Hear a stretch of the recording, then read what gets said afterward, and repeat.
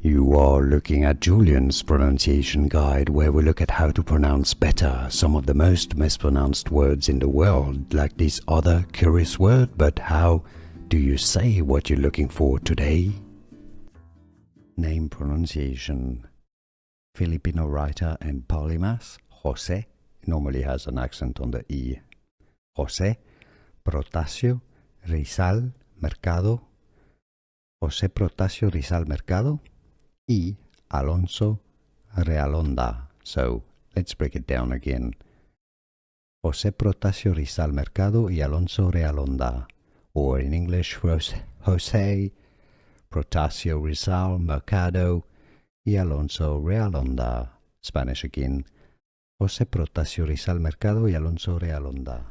Here are more videos on how to pronounce more confusing words and names too many mispronounced. Like this video if you found it useful. I appreciate your support. I'll see you soon and thanks for watching.